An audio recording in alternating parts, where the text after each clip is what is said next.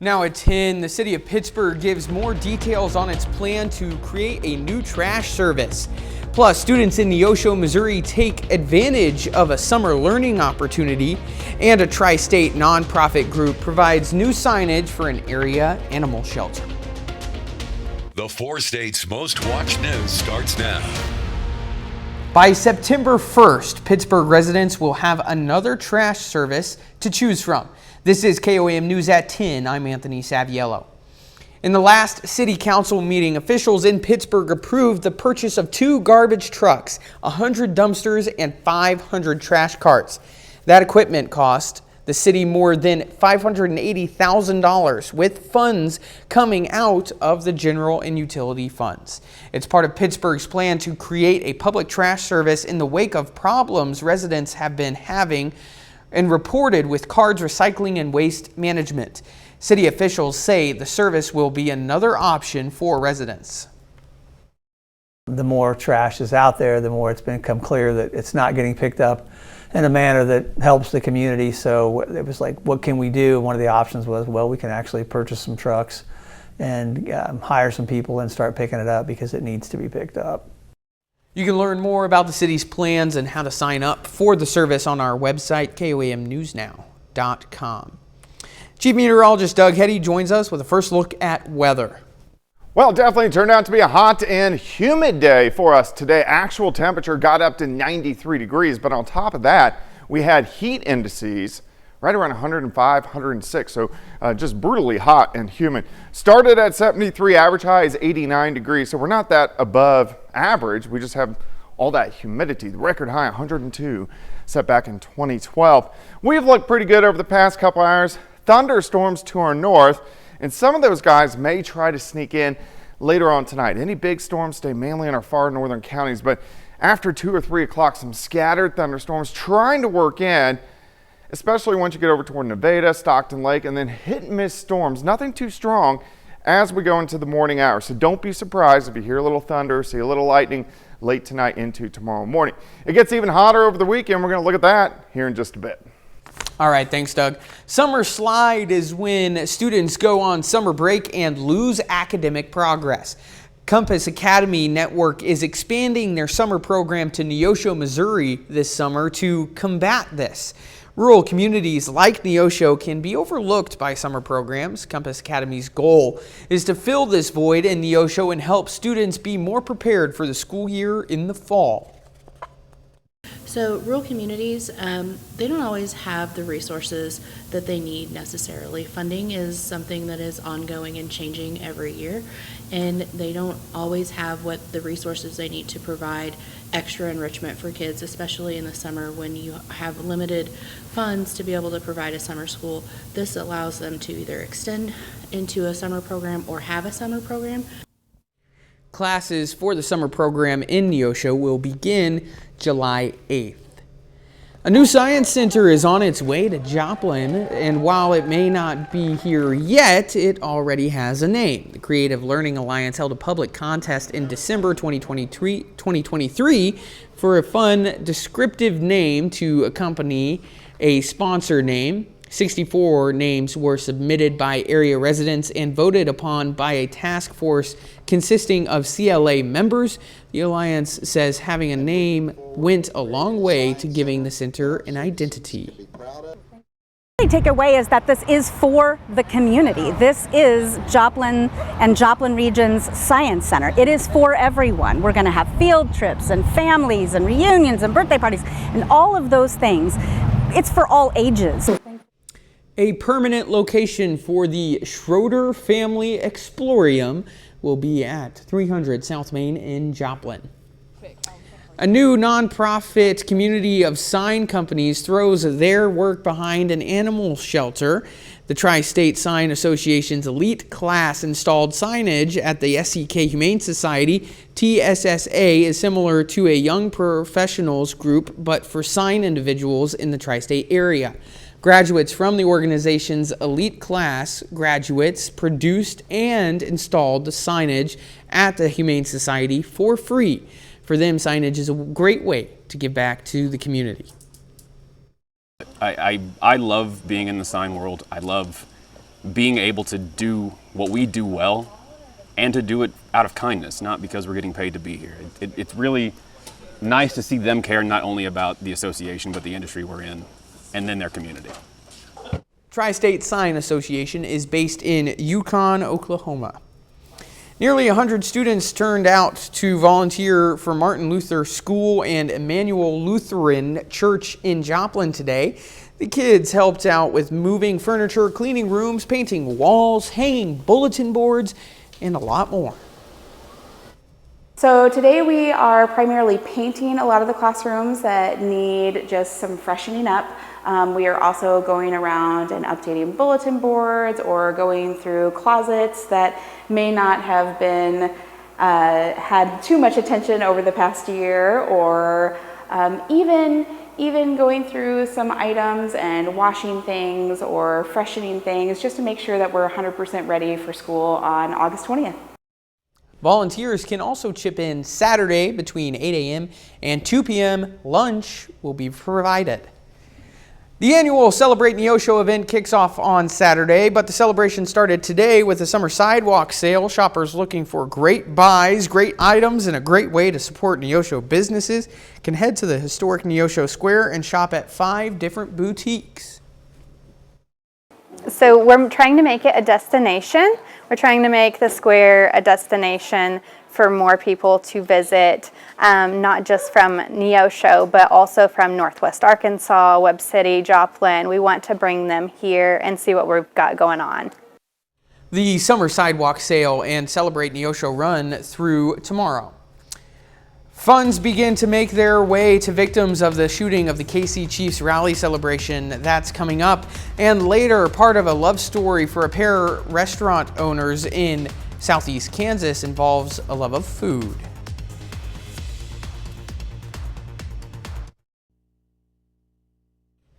Authorities charge 4 Missouri prison guards with murder and 5th with manslaughter in a death of a black man in custody. The death took place in December at the Jefferson City Correctional Center. A criminal complaint filed today says the guards pepper sprayed 38-year-old Othel Moore Jr. in the face, placed a mask over his face which inhibited his ability to breathe, and left him in a position which caused his asphyxiation. When asked for comment, the Corrections Officers Union has not responded. 4 months ago, 3 men were charged with federal gun charges for their involvement in a shooting incident at the Kansas City Chiefs Super Bowl parade and rally. 4 months later, and the victims of that day have begun to receive funds. Grace Smith has their story of patience and KC strength. It's a big day. It is. Financial relief from mounting medical bills coming in a big way. I just want to thank everyone, you know what I mean? I want to thank my family for dealing with me. So, you know what I mean? 4.5 months after the shooting at the Chiefs rally parade, the victims are getting the help that was promised to them. It's a weight lifted off our shoulders. James Lemons was shot in the leg. The bullet lodged above his knee. They did the surgery and they took it out right here. It kind of stifled me because I couldn't work, and it kind of took my insurance. We're like the little campfire that's been burning from the beginning, and we'll just keep being there for the people. Thankfully, James was able to get some help from the Church Loves Kansas City Fund, who stepped in during the extensive vetting process of the KC Strong Fund. Really, from the beginning, we were committed to doing this process right more than doing it fast. The KC Strong Fund raised over $2 million. 20 victims are getting a check between $20,000 and $100,000. We really haven't had time to process it. The Lemons family is beyond thankful. We're not the kind of people that ask for help. We usually try to figure it out ourselves, and since this happened, we've had to ask for help just to make sure that we could provide for our kids. Their kids were there that day. Their 5-year-old daughter on James's shoulders when he was shot. We just went to a graduation in May, and you know, at the end of it, when everybody gets up to leave, it's like a big crowd of people rushing one way to the exit, and she started screaming and crying for her dad, broke out in a sweat. Even though the flesh wounds are healing, it's the scars you can't see that linger on. I don't know how to deal with the trauma of not feeling like I protected everybody. More than 24 people were wounded during the shooting at the parade. A woman, 43-year-old Lisa Lopez Galvin, lost her life. A new study probes the root causes of emotional overeating in children. Scientists in Illinois tracked hundreds of kids from birth to age 3 and found caregivers' responses to their emotions had a significant influence on whether they ate food to cope with their feelings. They also found a child's temperament is an important factor, but they say even in infancy, parents can help by being supportive when kids have negative emotions. Malignant melanoma is one of the most aggressive types of cancer, but tumors can become drug-resistant during treatment. Researchers at the University of Zurich have discovered secretions from tumors can cause the problem. Understanding the mechanism could eventually lead to better treatments, but prevention remains the best course of action by limiting exposure to the sun and using sunscreen. Doug returns with another look at the forecast, and later, car enthusiasts rolled into Joplin for the All-American Cruise.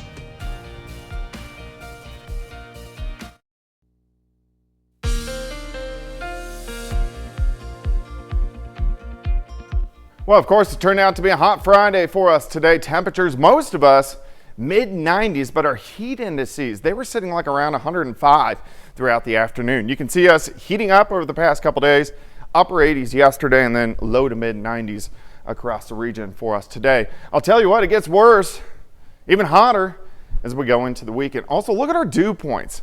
We're sitting into the mid-70s, so that's kind of on the top of the scale. So if you look here, that puts us in that muggy to soupy range. That's what we're going to have tonight. That's what we're going to have as we go into the daytime hours on Saturday. But those humidity values will start to lower a little bit as we go into Sunday.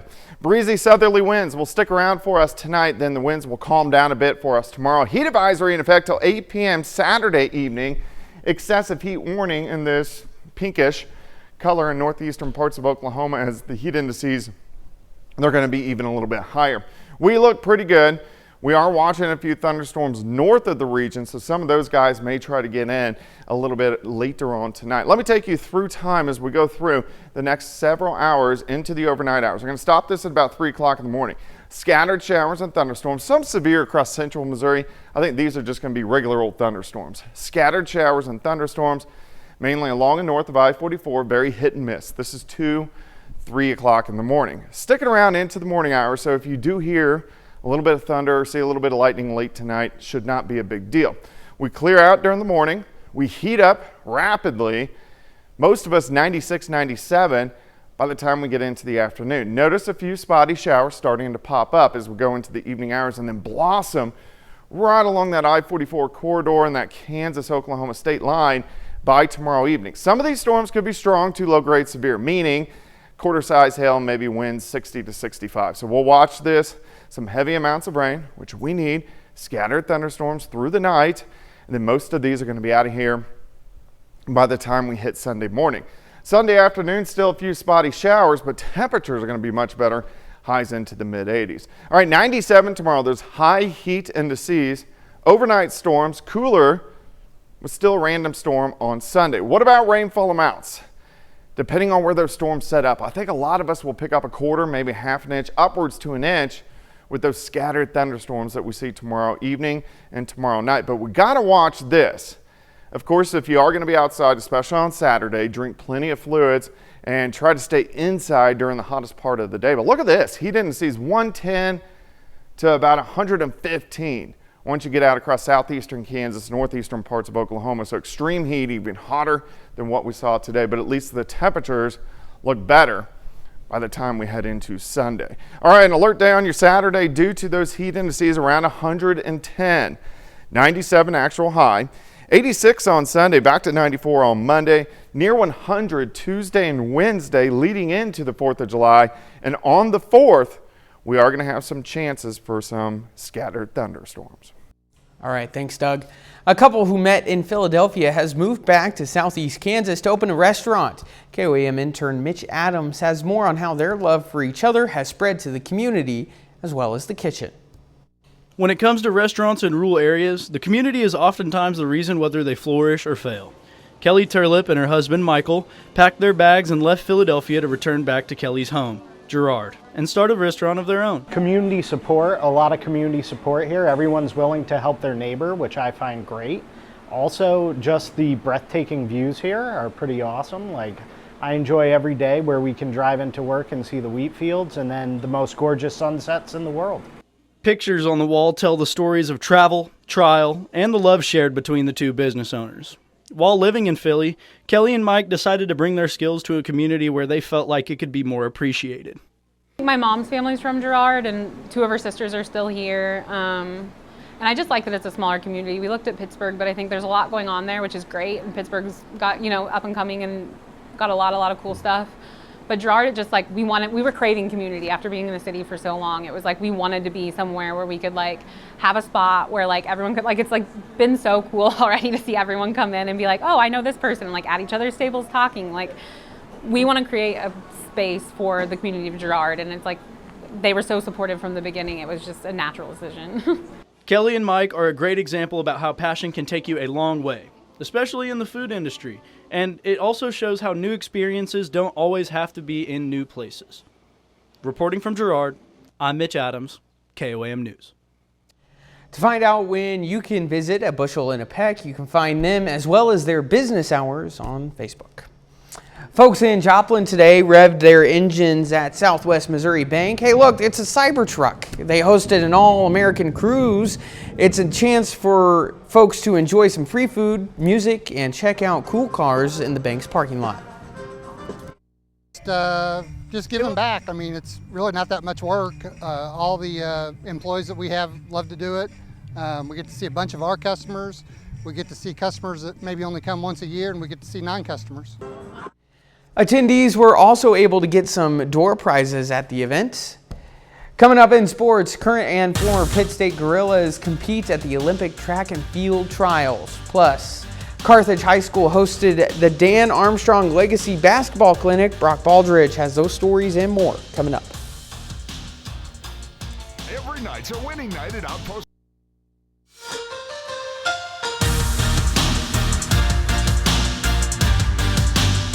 Carthage High School opens up the weekend with their Junior Tigers Clinic. Both high school boys and girls basketball teams came together to pass on their knowledge to skills of all youth players in the 4 states.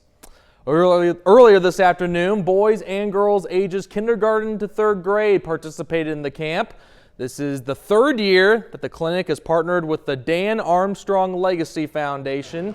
The camp was free to all youth players who attended. They got to go home with a basketball, a t-shirt, and even a free popsicle. Seeing our boys and girls, our high school kids, interact with them. I tell them all the time, they didn't come to this camp to see Coach Morris and Coach Moore. They came to see the big kids that they look up to. It's crazy because, whenever I was a little kid, I had so much fun doing this, and I want these kids to have the same experience and just to get better at basketball too for the future. 170 kids coming today, which is a lot. It just shows how appreciative we are for them supporting us, so we want to get back to the community. Well, the Joplin Outlaws have scored 8 or more runs in their last 8 games, and despite last night's loss, Joplin remains firmly in 2nd place in the Mid-American League standings. Outlaws continue their homestand against the Fort Smith Marshals. Joplin looks to bounce back tonight, but the pitching struggles and the offense goes cold. Fort Smith was all over the Outlaws tonight. Marshals win this one big, 12-3, the final score. And meanwhile, the Nevada Griffins look to snap a 4-game losing streak at home tonight. Nevada lost a series opener 5-1 last night. Jeff City really taking it to the Griffins tonight. Griffins lose this one 12-6, the final score there. Well, the U.S. track and field Olympic trials wrap up this weekend in Eugene, Oregon, and tonight is the final round of the men's 110-meter hurdles and the qualifying rounds for the men's triple jump and women's pole vault.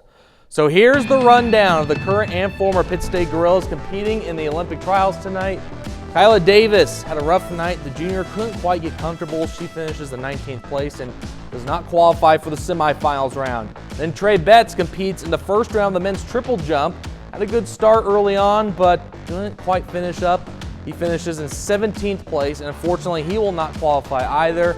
Then Cordell Tench competing in the final round of the men's 110-meter hurdles and was so close, he finishes in 4th place, with 13.03 seconds, and that will not qualify him for the Olympics because only the top 3 can go. He finishes in 4th place and was only 0.07 of a second from making the Paris Olympics. I mean, how close is that? Right before the newscast began, you and I watched that together, watched that race together, and we were just rooting him on, and just it was inches close. But close, I mean, he was in good graces. Glad to see him there, and I mean, just so close. But what a career he's had, and great sportsmanship between all the racers too. Absolutely. All right, that's a look for sports. We're back with more after this. Well, we are going to get a few scattered thunderstorms in here late tonight. I'm not anticipating these to be too strong or severe. An alert day tomorrow. Temperatures upper 90s, but heat index right around 110 to 113 across the region. We are going to get some evening thunderstorms. Some of those could be strong to severe with some heavy amounts of rain, so we'll keep our eyes on that. Cooling down a bit by Sunday. All right, thanks, Doug. Saturday is the perfect time to have waffles for breakfast or any other meal. That's because tomorrow is National Waffle Iron Day. Without this handy kitchen tool, you'd be eating plain old pancakes instead of waffles. It's believed the first waffle iron appeared in Europe in the 14th century. Centuries later, the first U.S. patent for the waffle iron was filed in 1869. Waffles went electric when the first plug-in waffle iron was developed by GE back in 1911. Whether you enjoy yours with syrup, whipped cream, berries, or fried chicken, let your taste buds celebrate National Waffle Iron Day. Now, are you allowed to eat pancakes on National Waffle They're Day? basically the same. The only difference is if you put syrup on waffles, it stays on the waffle. All right, so it's not illegal or anything. I don't think so, no. Final sports. Yeah, Cordell 10, she sold cell phones during the pandemic, and he finished in 4th place, just a few ticks shy of the Olympics. But, you know, what a ride it's been for that young man. Absolutely. That's it tonight. Have a great night.